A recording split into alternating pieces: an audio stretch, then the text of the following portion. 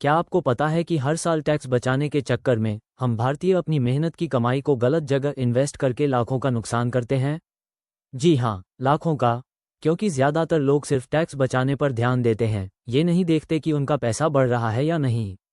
आज हम आपकी इस सबसे बड़ी गलती को सुधारने वाले हैं। इस वीडियो में हम टैक्स बचाने के दो सबसे पॉपुलर ऑप्शन पीपीएफ और ईएलएसएस की ऐसी सच्चाई बताएंगे जिसे जानने के बाद आप कभी भी अपनी इनकम टैक्स फाइलिंग के वक्त गलत फैसला नहीं लेंगे। हम आपको पीपीएफ और ईएलएसएस को इतने आसान तरीके से समझाएंगे कि एक 15 साल का बच्चा भी समझ जाएगा कि कौन सा उसके लिए बेस्ट है। सबसे पहले बात करते हैं पीपीएफ यानी पब्लिक प्रोविडेंट फंड की। सोचिए, जैसे आप अपनी गुल्लक में पैसा डालते हैं, वैसे ही ये सरकार द्वारा चलाई गई एक सेफ गुल्लक है। इसमें आप जो भी पैसा डालते हैं उस पर आपको एक फिक्स ब्याज मिलता है, जिसकी गारंटी सरकार देती है। तो ये हो गया सबसे सुरक्षित विकल्प।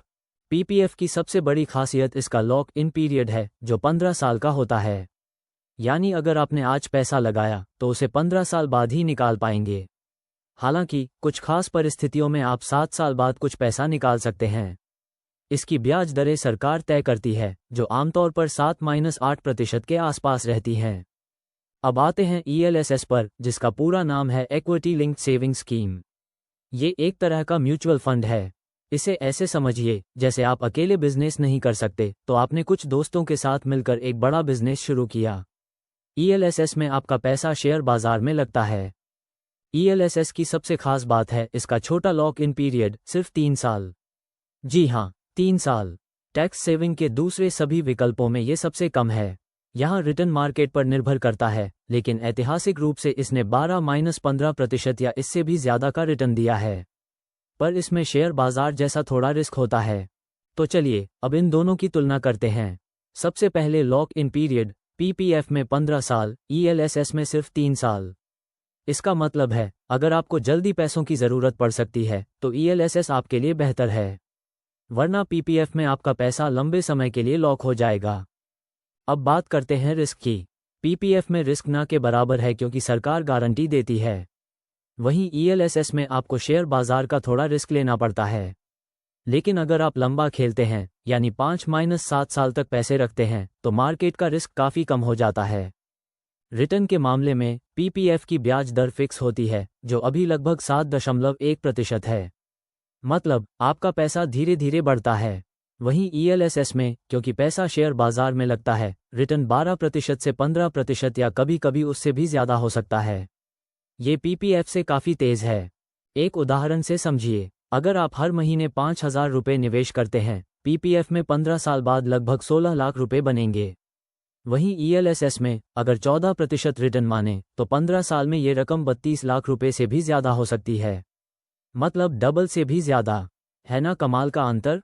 टैक्स बेनिफिट्स की बात करें तो दोनों ही सेक्शन 80C के तहत 1.5 लाख रुपए तक की छूट देते हैं। पीपीएफ में मिलने वाला ब्याज और मैच्योरिटी अमाउंट पूरी तरह से टैक्स फ्री होता है। इसे ए यानी एग्जेम्प्ट स्टेटस मिलता है।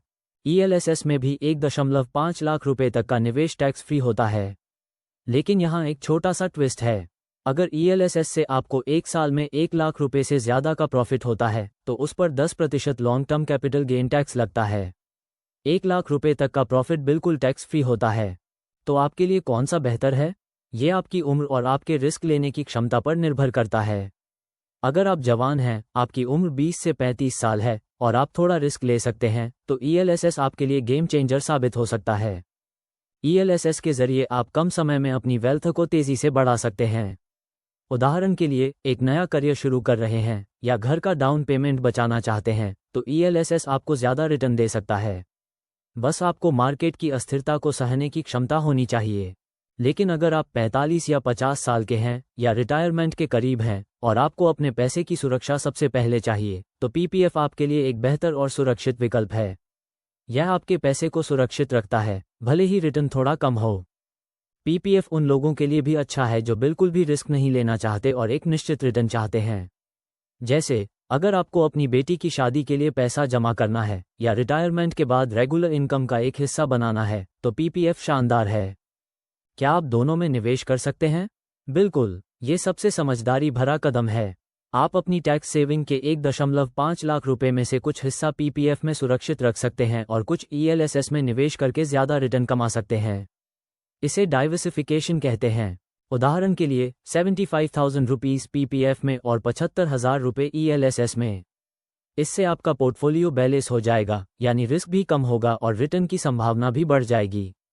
ये दोनों हाथों में लड्डू वाली बात है। आप आज ही सीप के जरिए ईएलएसएस में निवेश शुरू कर सकते हैं, हर महीने एक छोटी राशि लगाकर। पीपीएफ के लिए आप अपने बैंक या पोस्ट ऑफिस में खाता खुलवा सकते हैं। याद रखें, आपका लक्ष्य सिर्फ टैक्स बचाना नहीं, बल्कि अपने पैसे को बढ़ाना भी है। तो संक्षेप में, पीपीएफ है सुरक्षा और स्थिरता, जबकि ईएलएसएस है ग्रोथ और ज़्यादा रिटर्न। अपनी उम्र, रिस्क टॉलरेंस और वित्तीय लक्ष्यों के हिसाब से चुनें। अगर आप अभी भी कंफ्यूज्ड हैं, तो किसी वित्तीय सलाहकार से बात करें। यह वीडियो सिर्फ जानकारी के लिए है। मुझे उम्मीद है कि इस वीडियो से आपको पीपीएफ और ईएलएसएस के बारे में पूरी जानकारी मिल गई होगी। अब आप एक बेहतर फैसला ले पाएंगे। इस वीडियो को लाइक करें, अपने दोस्तों और परिवार के साथ शेयर करें, ताकि वे भी टैक्स बचाने की सही रणनीति सीख सकें।